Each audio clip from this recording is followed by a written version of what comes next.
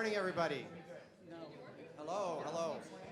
Thank you all for being here. My name is Andrew Guzman. I'm the Dean of USC Gould School of Law, and I'm the Faculty Director of the Center for Transnational Law and Business, so I get to welcome you all.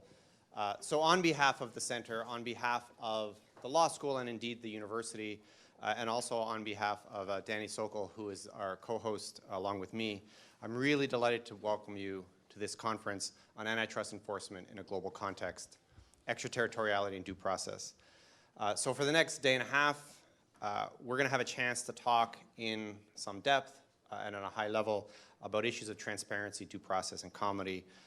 And as you all know, these are salient and timely issues across the globe. So we're really thrilled to have all of you here, so many people who know so much about this topic, who are so involved with that topic. We have regulators from around the world. We have in-house attorneys. We have law firm attorneys. We have academics, everything you would want to make this conversation rich and multifaceted. I want to thank in particular our panelists who are here. In the last few months as we put together this conference, it's really been exciting to watch our panels come together. If you look at the list, at least by my lights, we just couldn't have had more good luck and come up with a better list of speakers for this topic. The credit for that goes to Brian Peck, who's the director of the center, who's done the work in putting together. So thank you, Brian. Thank you. We're all going to benefit from his hard work in what I hope will be a really stimulating day and a half. And I also need to thank a few individuals who've been helpful to us, who provided their support and their time. In particular, I want to thank our steering committee members, a couple of whom are not here today because of last-minute conflicts, but most of whom are here. Dina Kallay from Ericsson, David Kapos from Cravath, Swaine and Moore, Andres Lerner from Compass Lexicon, David Long from Essential Patent, Miguel Rado from Sherman and Sterling, Bruce Sewell from Apple, and Mark Snyder from Qualcomm. These folks all helped us with putting together the panels in the conference, so I'm appreciative to all of them. And I want to thank our keynote speaker, Commissioner Maureen Olhausen from the U.S. Fair Trade Commission, who will be speaking at lunch, and I'm looking forward to that. So by way of a little bit of context, this conference is the inaugural conference for our new Center for Transnational Law and Business, our being the law school's new center. And our goal here is to promote really high-level policy analysis, academic work on issues of international law and business. We aim to be and really are already a scholarly home for policy questions, for academic questions, for interrogating how to deal with the fact that business is global while law is local. And that's an old problem, but it's a problem that grows more acute as the world of business gets more and more global, and the world of law doesn't really get any more global over time. We believe that the Academy has not done a sufficiently good job in keeping up with these trends in the world of business and practice, and so the Center for Transnational Law and Business is our response. We believe there's an opportunity for us to really own this space and to become a national and international leader in this space, which is what we aim to do. And so this is step one of that effort, and your all being here is really a great way to start. So we look forward as a center to expanding our events, expanding our partnerships with the world outside of academia, and hosting future conferences and events on a broad set of topics having to do with international law and business. Today's obviously starts with antitrust in a technological context. So that's really my welcome. I want to emphasize how grateful I am to have you here. I hope you really enjoy the day's events today and tomorrow. And with that, I would like to invite up the first panel.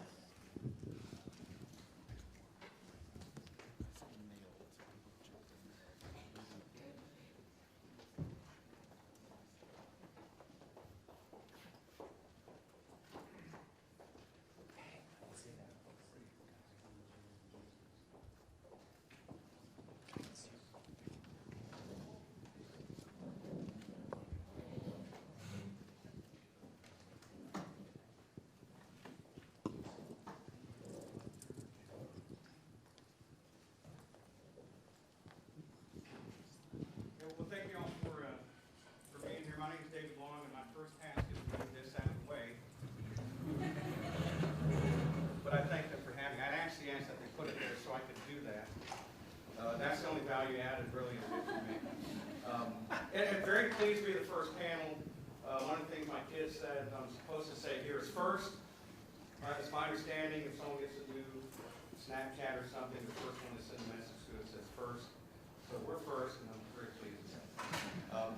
So my background comes from patent law, really, and then we finding antitrust law coming more and more into the mix. So when you look at where I come from, I was trained that patents are a limited right to exclude that fuels innovation. And I was trained that an antitrust attorney looks at patents as a monopoly that hinders competition. And so we're seeing these things clashing among all the other issues we're seeing with antitrust. So our panel today is going to talk about comity and cooperation between bureaus of different nationalities, different countries. Very pleased to have here today Lynda Marshall from the Department of Justice, Vicky, thank you, from the Canada Competition Bureau, Dina Kallay from Ericsson, and a real special thank you to Alex Scolnik from Cravath. And the reason I say that is he didn't know he'd be here today. David Capos was going to come today, but he had an emergency thing come up.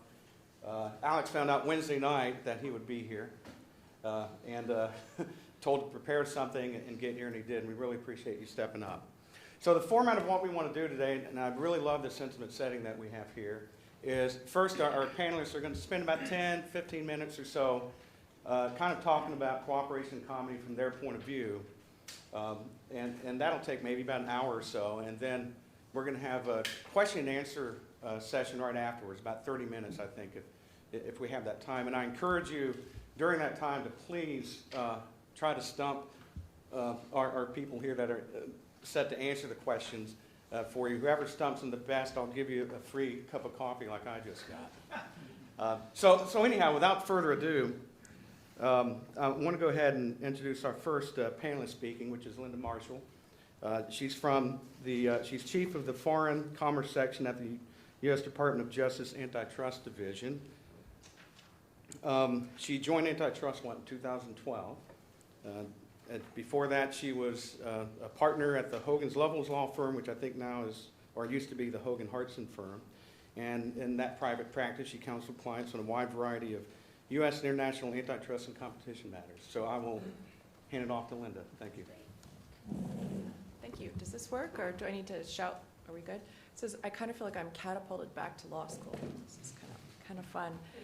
Thank you, David, for the kind introduction, and to the conference organizers for the invitation to be here. It's great to be in maybe not sunny California, but definitely warmer California than the East Coast.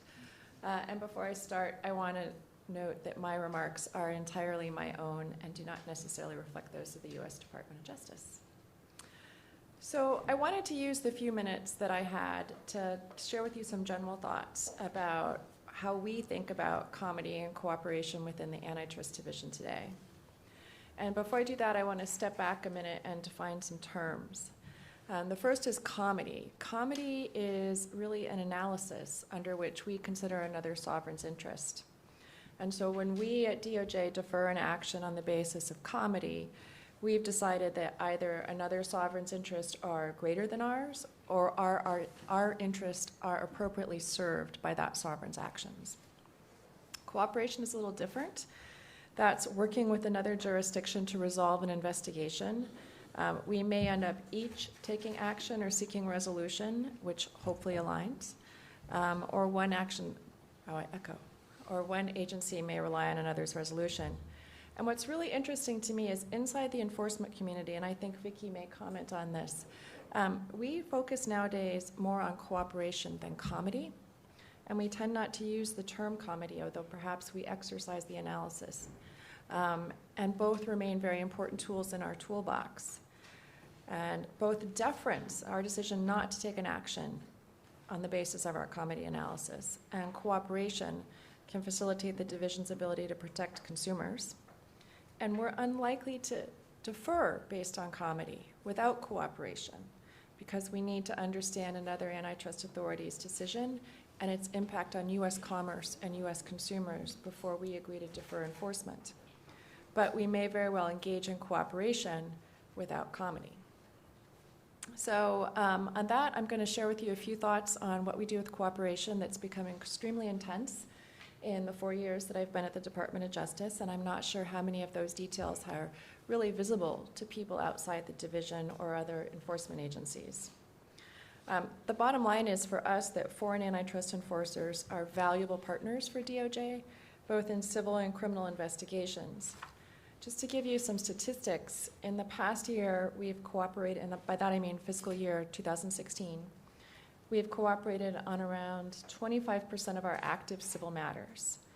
And so for us, that means we've cooperated with 15 different international counterparts on 22 separate matters, in some cases interacting with those other enforcers on multiple matters at one time. And so why do we do this? Exchanging views with waivers as necessary can give us a fuller picture of either the merger or the conduct under investigation and its potential anti-competitive effects. We can obtain information that we might not get, such as the view of a local industry or the outcome of a market testing conducted in another jurisdiction, and in some cases, the views of recalcitrant third parties. And sometimes we can get that information faster through cooperation, which can speed up our investigations through better targeted document requests and party searches. In our criminal investigations, cooperation enables us and our counterparts to continue developing the best case possible during the covert phase of our investigation without compromising the agency's case by going overt too early.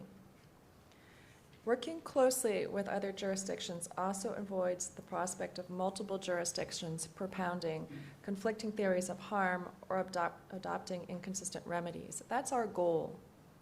As a matter of good government, we really do want to make sure that parties can actually comply with the remedy that's going to be imposed on them by multiple jurisdictions. And cooperation has, over the past several years, opened for us channels for inventive and more efficient relief. So, for example, we accepted plea agreements that allowed a defendant to serve his sentence in another country.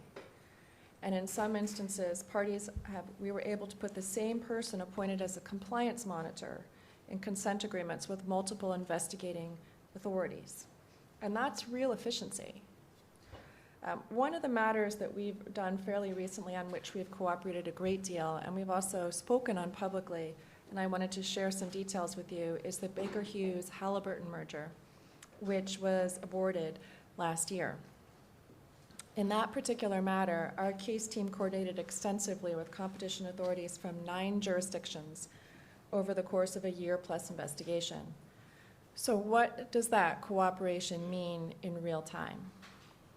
Well, for us, that was hundreds of hours of person power, including over 100 separate staff-to-staff calls, many calls between division management and their counterparts in other agencies, and several days of in-person meetings with our counterparts. The sheer quantity of product and geographic markets implicated and the complexity of that transaction and the worldwide remedies that were being proposed by the parties were just staggering.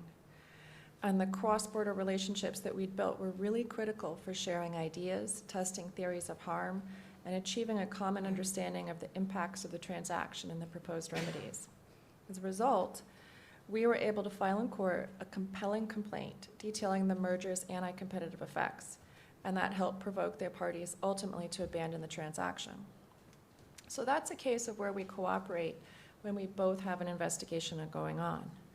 But sometimes we cooperate on cases where only one entity has an investigation going on, and it might be the foreign jurisdiction. And you might ask why we do that. Well, for us, assisting in one jurisdiction when only one jurisdiction is investigating is really a long-term investment for us, and ultimately we do benefit. So what does that look like?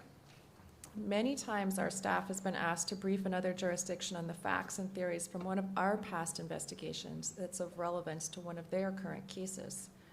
And on occasion, we have walked folks through our economic modeling. We've also provided benchmarking for other agencies on approaches to various theories of harm and remedies. For example, how we approach and deal with non-compete agreements, or what kind of remedies we might seek in a specific sector. and we benefit by receiving the same in return. It's not uncommon, in order to find out whether there are competitive implications in the United States, for our staff to reach out to a foreign enforcer after reading about their criminal investigation. And our international counterparts have generously connected us to colleagues in other regulatory and law enforcement agencies. They've alerted us to pending legislation that might affect market conditions, and they have willingly distilled and translated information from very complicated foreign language, legal and technical text, which saves our staff valuable time and energy. So for us, cooperation is alive and well within the division and around the world, and it's incredibly important. But I do have to make the point that Comity, even though we may not call it Comity, isn't dead. And where DOJ believes it appropriate, we will defer our enforcement. We released in November for public comment our draft international guidelines. And in those guidelines, which are an update to the 1995 guidelines, we outline the number of factors that we consider in undertaking a Comity analysis. You all probably know all those factors, but just for your benefit, what they are the effect of the conduct on U.S. commerce, the significance and foreseeability of that effect, the degree of conflict with the foreign jurisdiction's law or stated policy, the extent to which enforcement activities of another jurisdiction may be affected, and the effectiveness of any foreign remedy. And we do actually exercise deference. An example of where we did that can be found in our 2010 decision not to challenge Cisco's acquisition of Tandberg. We had cooperated closely with the European Commission on that investigation, and in deciding to close our investigation, we took into account the evolving nature of the market and the commitments that the parties were giving to the EC to facilitate interoperability. And after that analysis, and in light of those commitments, we closed our investigation. So I'm going to stop there. I think I've held to my under 10 minutes and turn to you, David, and the rest of the panelists. And I'd be happy to answer questions later. Thanks, Lynda, and I think that was very brave of you to stake out DOJ's positions, and we can hold you to it, and thank you. For another week? No, in fact, every panelist, I think, will give you the same thing, and then we'll let them, that whatever they say is their own view and not whoever they may be associated with. So thank you. So next will be Vicky, whose last name I just learned to pronounce, but I don't remember.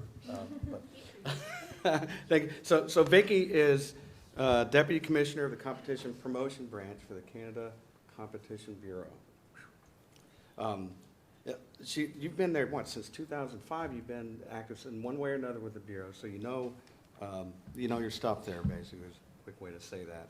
And she practiced in federal regulatory law at the Stikeman Elliott Law Firm back when she did the private practice. Anyhow, very glad to have you today. We have a PowerPoint presentation from you, and I have the clicker for you here. Thank you.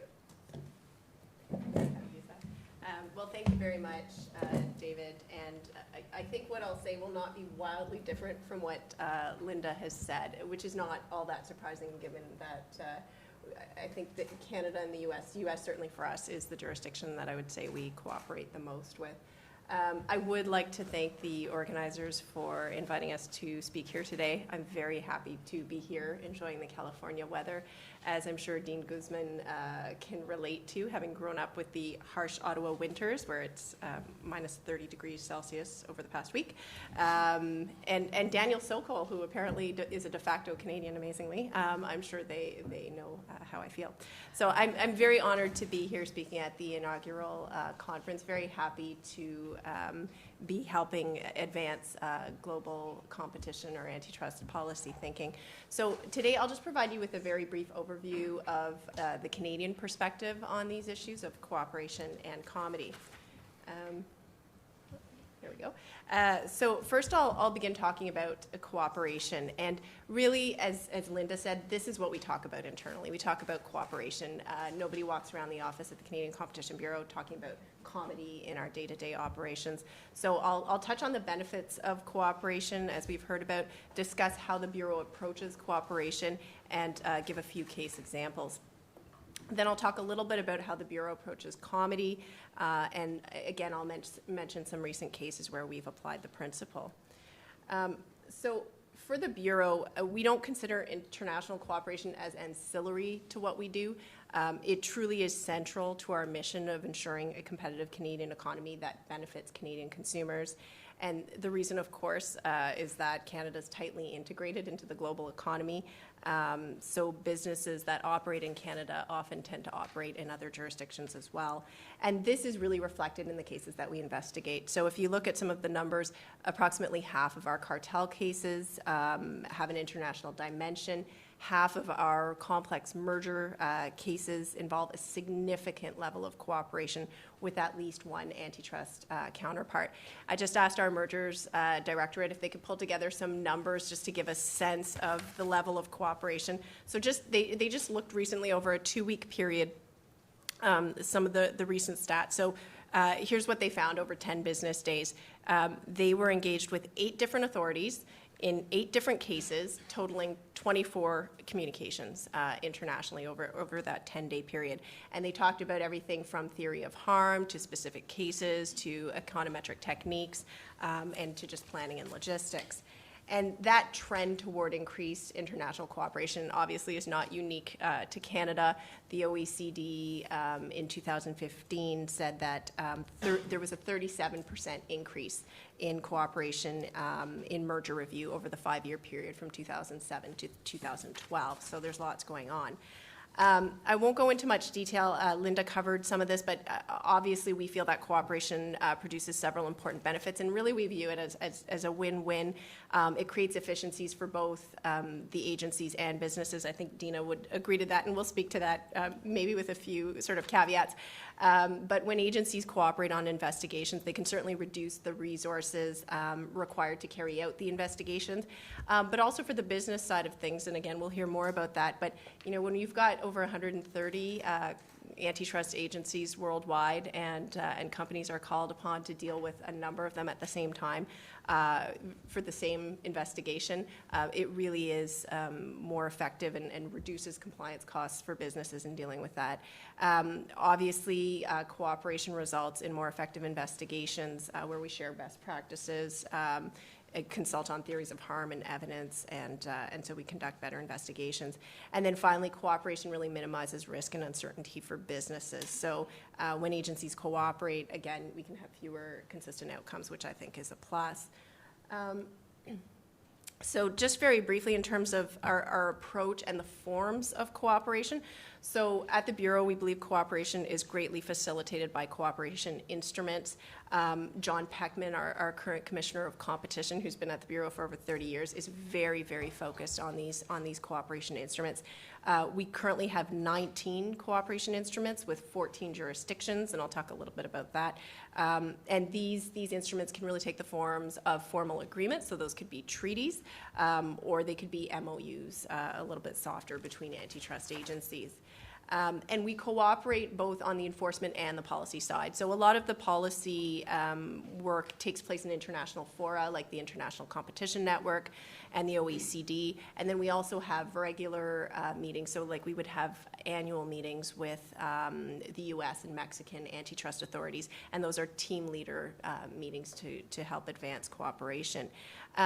So through these fora and meetings, we share valuable best practices, we build relationships, we provide assistance to newer agencies developing their competition policies.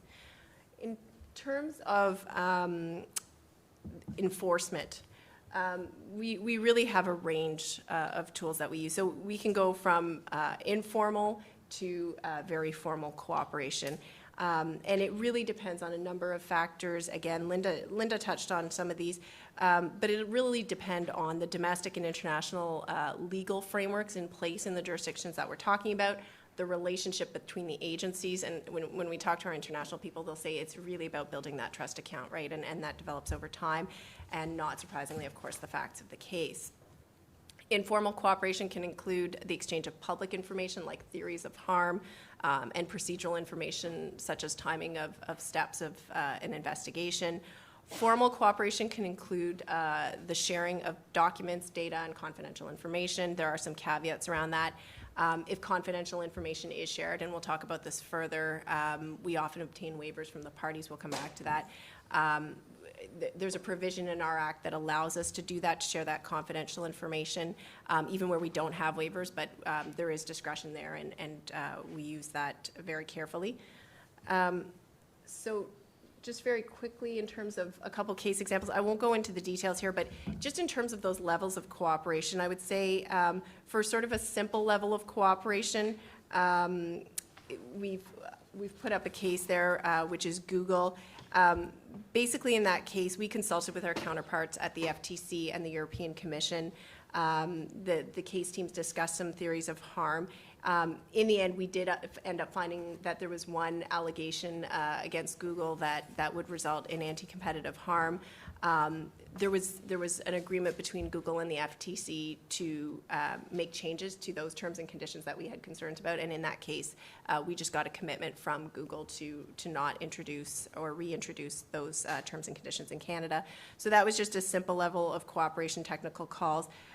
We can move into a moderate level of cooperation where there's more communication between the case teams. They tend to discover or discuss something deeper than procedural issues, so they'll talk about market definition and even possible remedies.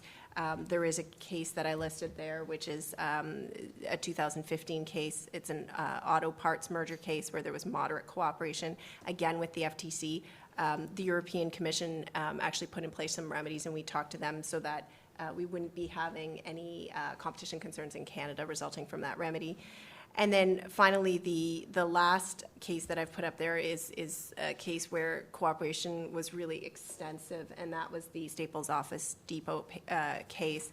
And in that case, we worked very, very closely with the FTC. There was extensive sharing of data and evidence. We seconded a Canadian lawyer to the FTC during that time, and had bureau officials attend the FTC injunction hearing. We filed simultaneous court challenges, and as many of you know, the merging parties eventually abandoned their transaction. Many of the examples involve the U.S., again, which I don't think is surprising given our proximity with the U.S. and the extent to which our economy is tied to that of the U.S. So just in terms of Comity, we really do consider it complementary to our cooperation activities, and in some way consider it a subset of those cooperation activities. We are prepared to apply Comity principles and rely on remedies in other jurisdictions where they do resolve our competition concerns. And we're probably one of the jurisdictions that uses that the most. Australia is another example that comes to mind in terms of a notable jurisdiction that would use Comity. I think it makes sense. I mean, we're a small economy in a global marketplace. And so this really allows us to use our scarce enforcement resources. We choose our battles, and it doesn't make sense to duplicate efforts of other antitrust agencies where they're resolving our concerns. In merger cases, we typically rely on certain conditions for us to apply Comity principles. So the assets that are subject to divestiture, the conduct that's in question, are primarily located in another jurisdiction. The Bureau has to be confident that the foreign agency's remedy is effective and viable, and that the agency will enforce the remedy. And the Bureau has to be satisfied that the actions taken by the foreign agency are sufficient to resolve our competitive concerns in Canada. So those relate primarily to mergers, but they're essentially the same principles that we would rely on in other cases as well. With respect to cartels, the primary consideration would be given to whether a sanction in another jurisdiction sufficiently denounces the Canadian offence and deters others from committing similar offences in Canada. If parties want us to apply Comity principles in a given case, we always encourage them to come in early and not come to us after the fact, after they've negotiated with another jurisdiction. So again, I won't go into much detail. I put up a couple of cases there where Comity principles were applied. One is a merger case, the other is a bid rigging case. So I'll skip through that. We could come back to that if people have questions. So just let me leave you with a couple of final thoughts. First, in a global economy where supply chains are across multiple countries and corporations operate in many jurisdictions, international cooperation is no longer optional for antitrust agencies. It really is essential. Second, in order for Comity to be a viable principle, there must be cooperation between agencies.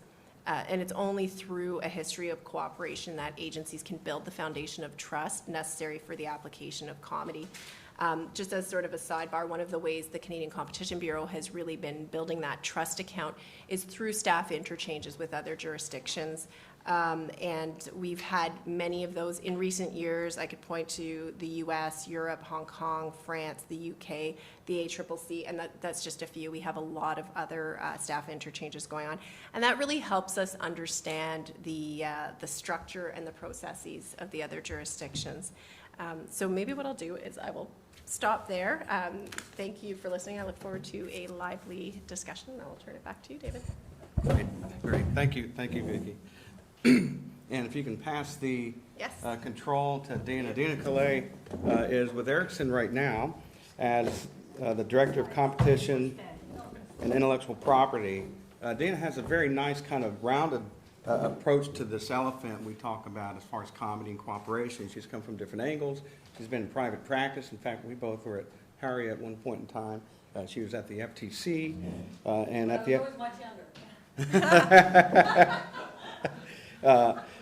Let's see, at the STC, she was counsel for IP and international antitrust, and she just deals with this stuff now on a daily basis from all the different hats she's had in her life. I look forward to hearing you speak, Dina. Thank you. Thank you very much, David, for this lovely introduction. And thank you for inviting me here to USC. I've never been to USC before. It's a beautiful campus. I have 3 girls, and I think I will opportunistically now encourage them to consider this as a place that I'll get to visit more often because it's really beautiful. I got up because I don't think my chiropractor works on weekends, so if I want to see my slides, I better get up. I'm like our previous speakers, all of you, I'm going to express I'm going to be my own.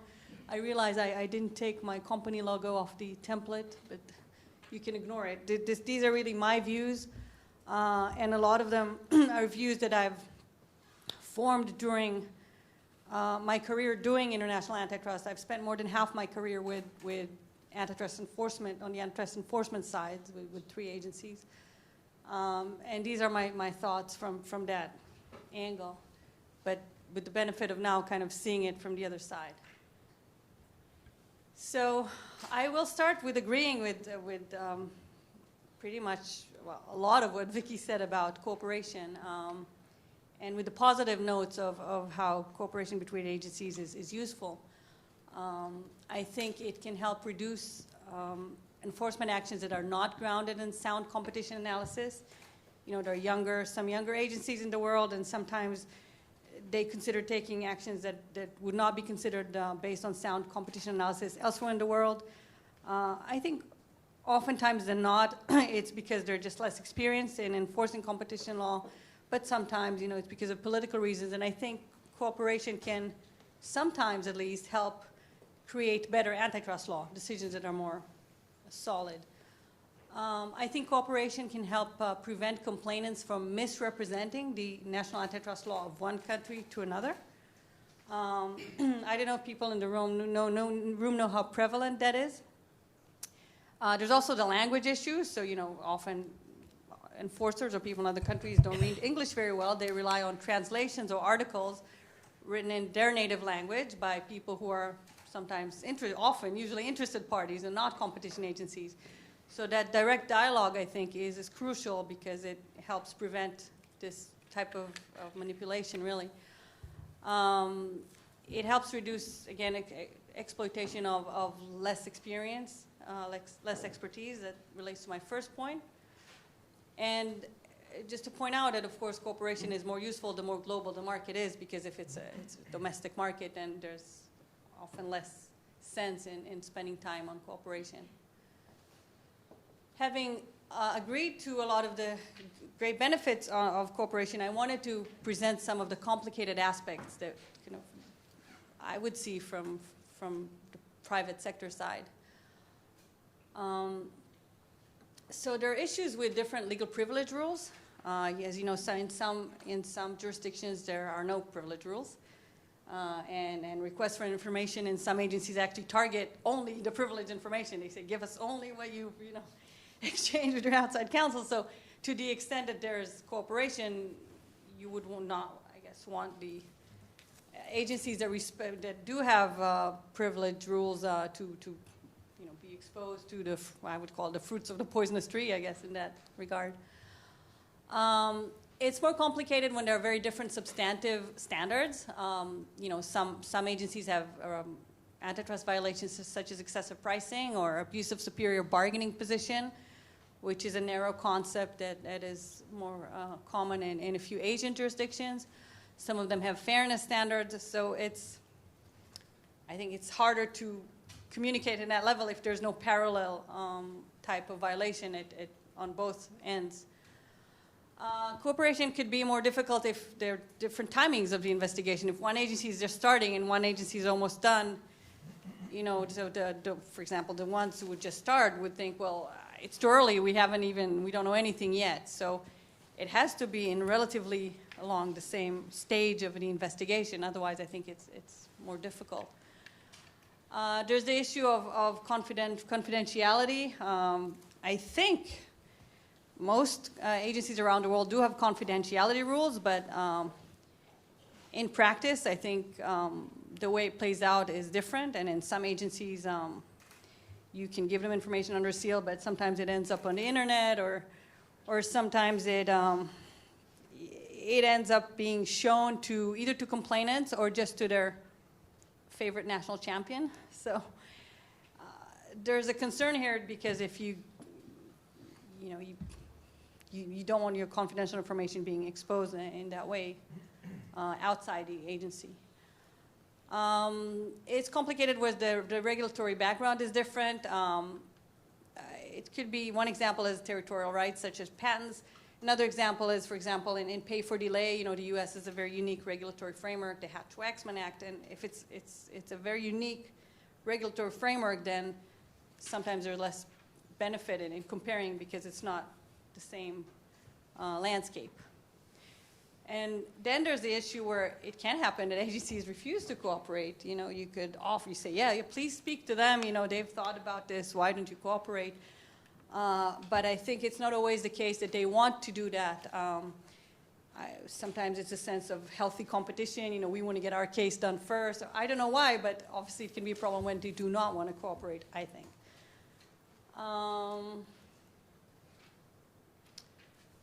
Now I'm going to talk a little bit about Comity, and I've heard the good comments that it still exists, and it's in the new draft international guidelines. So I think Comity is, I'm going to speak about negative Comity, right, the deference that we spoke about here. I think technically there's also positive Comity, and that's when one agency helps another agencies collect information. We're going to talk about the negative Comity side. And I think, Comity is consistent with the broad principles of private international law. Legal systems are usually territorial, because sovereign or the local government or legislature have jurisdiction over their territory. I definitely realize that in an increasingly global world, you have to find a solution that solves the problem for your consumers.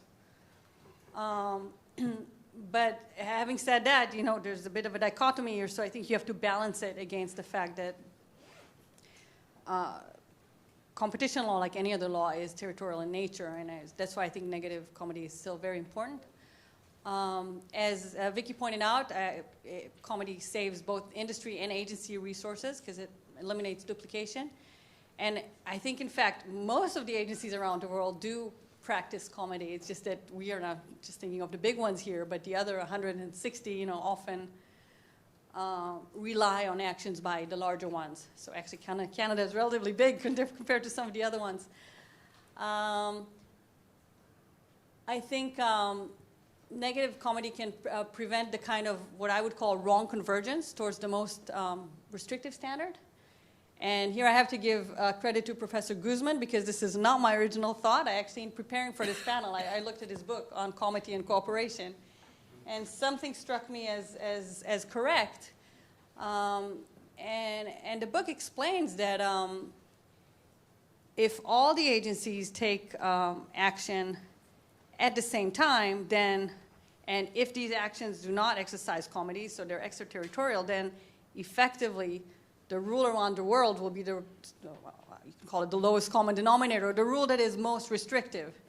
And that's probably not the way you want to create convergence. You would want to create substantive convergence maybe through OECD or ICN, through a conscious process, not through kind of unilateral decisions which don't take that into consideration.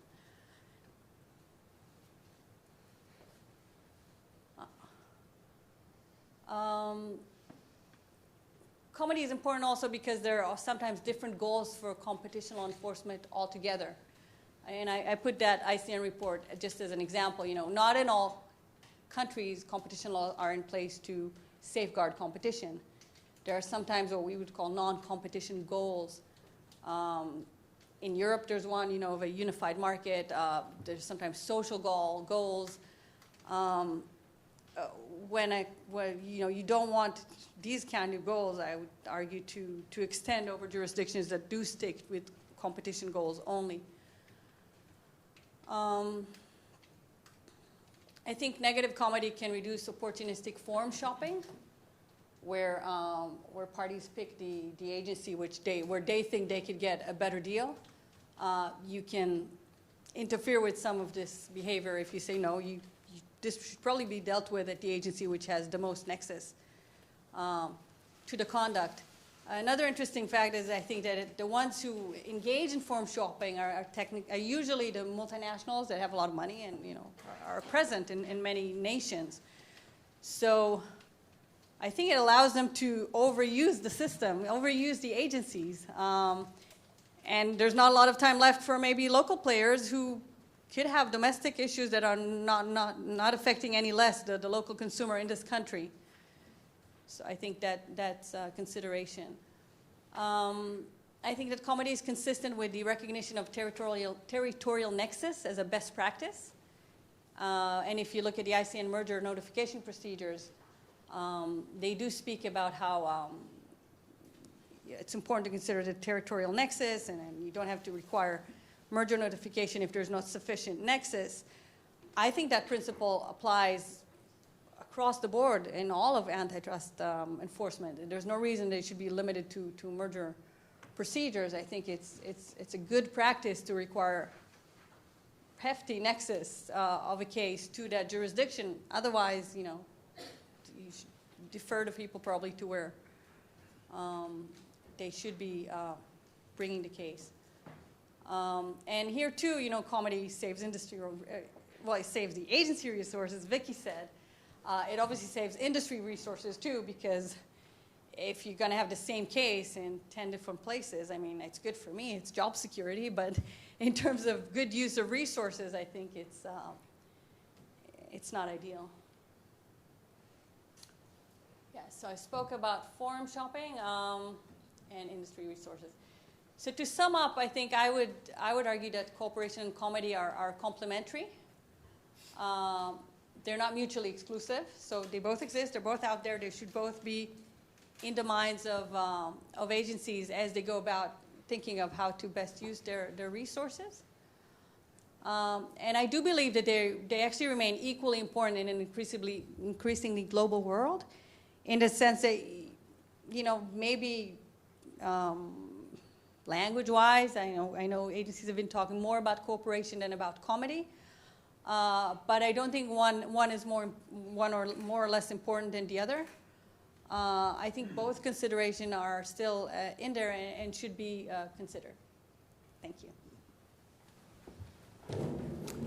Thank you, Dina. Next, again, will be Alex Scolnik from the Cravath law firm, who graciously, again, allowed himself to get roped into flying across country and speaking with us today. Alex, one thing he's made after my own heart, because he has an electrical engineering degree as well. Also, he clerked at the, in this case, it was with Judge Martin at the Court of Appeals for the Sixth Circuit, and he clerked at the District Court in the Southern District of New York with Judge Sullivan. So he has a very well-rounded approach for the different court aspects that we deal with. And he also has advised clients on competition matters involving standard essential patents in several jurisdictions around the world, including China, Korea, and Taiwan. And so with that, and by the way, ask Alex the most difficult questions, just to teach him a lesson here. But please, go ahead, Alex. That was not our agreement. But thank you, David, and thank you for having me here today on the panel. So as David kind of alluded to, I'd like to talk a little bit about some of the unique comedy considerations that arise in investigations involving standard essential patents, so patents that have been disclosed as essential or necessarily practiced in standard compliant devices. So comedy and cooperation among competition authorities is particularly important in investigations involving SEPs because of the nature of the standards themselves. So standard setting is designed to ensure interoperability, which means that if a standard is successful, it's going to be implemented broadly, in most cases worldwide. And along with worldwide standards, you're going to have standard compliant products sold around the world and patents around the world.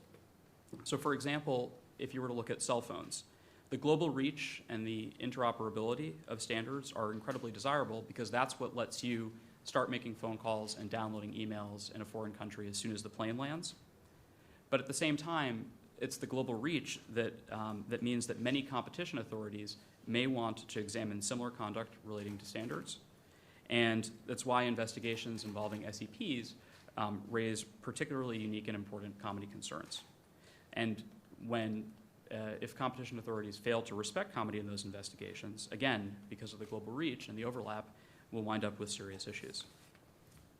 So to take just one example, imagine you've got a US company that's developed a technology for, in this case, rain sensing windshield wipers that's in a standard.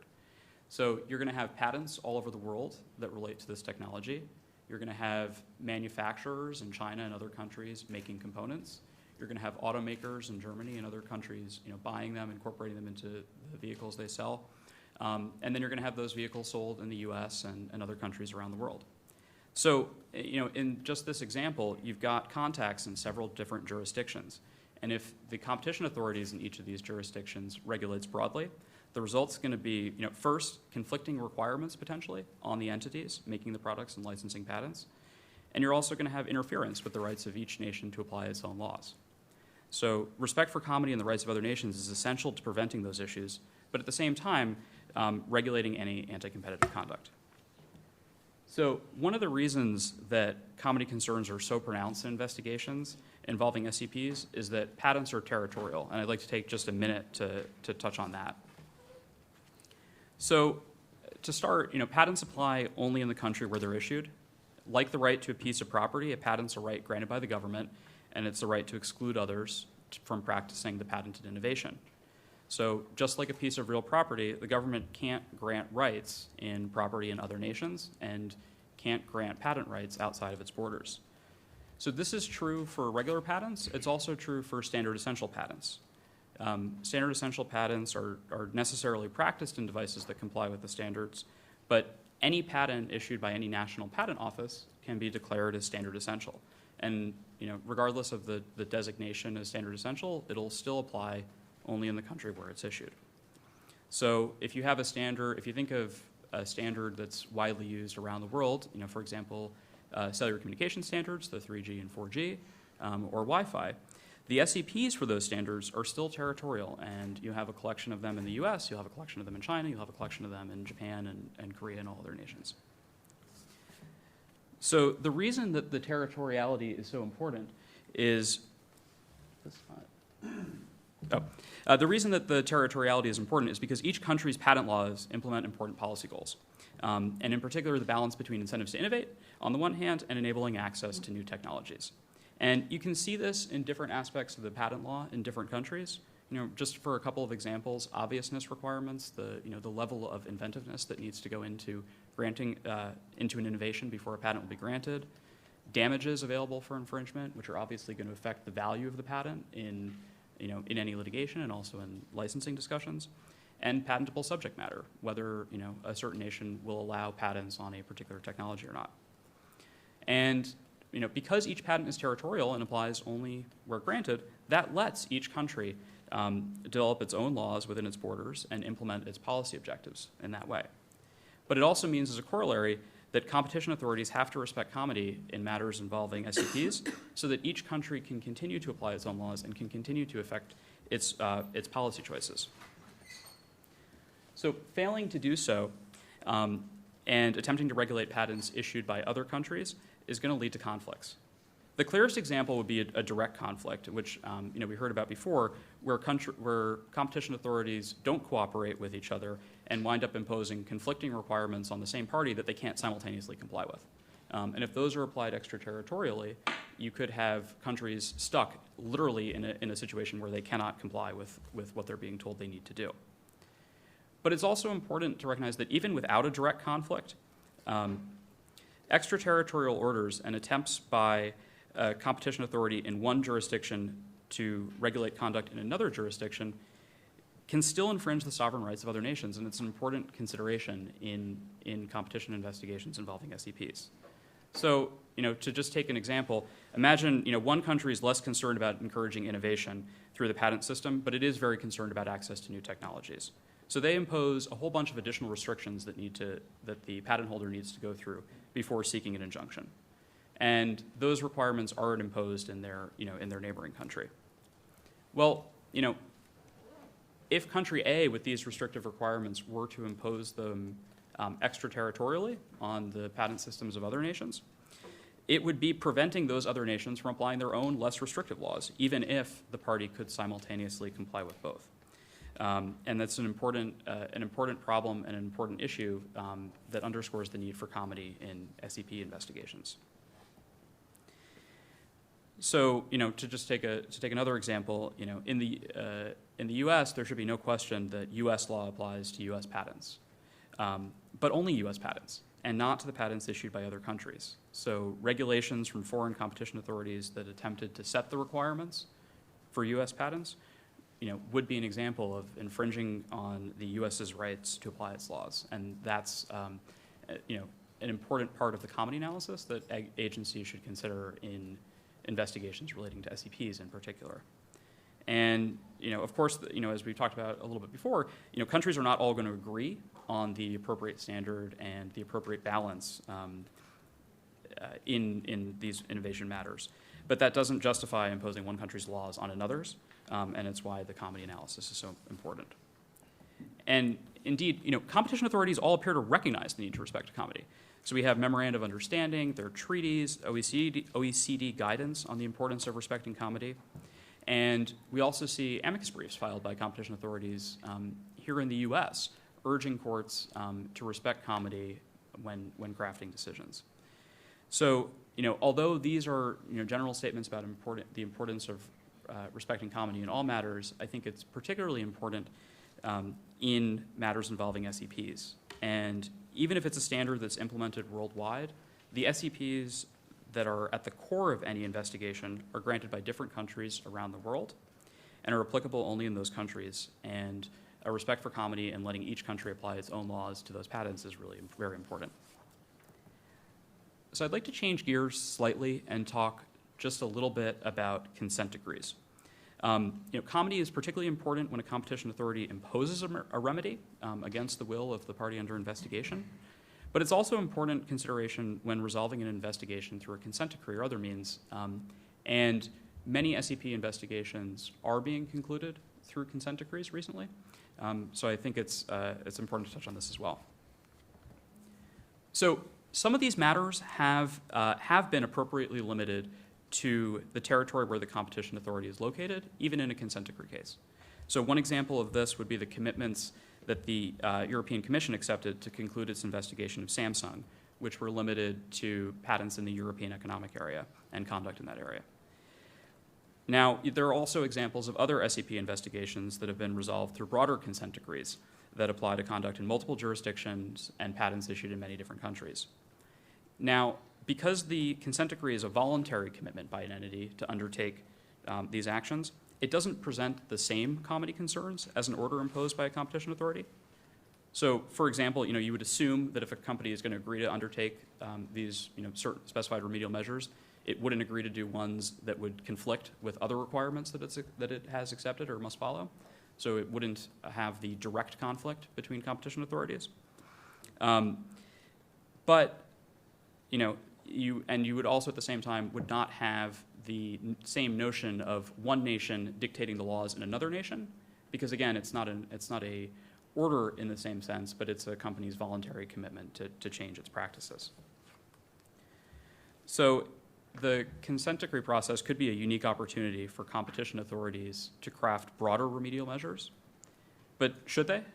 Because in theory, if the consent decree would be negotiated under the threat of agency action, and the agency can't impose worldwide remedies because it's respecting comity, then it should similarly respect comity in consent decree negotiations. And one of the particular reasons to do so is because of the uncertainty of how the consent decrees might be viewed and interpreted. And it's of course that the risk of misunderstanding or misconstruing what a consent decree means and what a consent decree does not mean is particularly pronounced as they're considered by different countries with different legal systems, who are not native speakers of the language that this was drafted and are not familiar with the process that it went through, which are important considerations to take into account.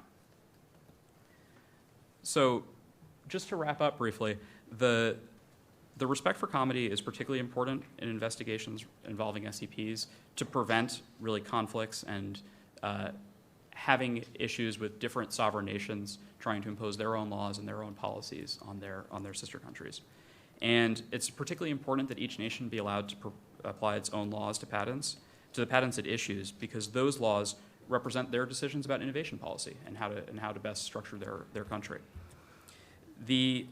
Some of those concerns about extraterritoriality and failing to respect comity may be lessened in a consent decree, but even a voluntary commitment to change conduct can raise serious comity concerns that should be considered in any investigation involving standard essential patents.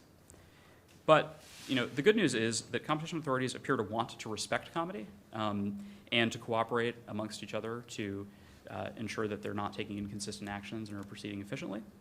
And they've made numerous statements, saying that they want to respect comity. So,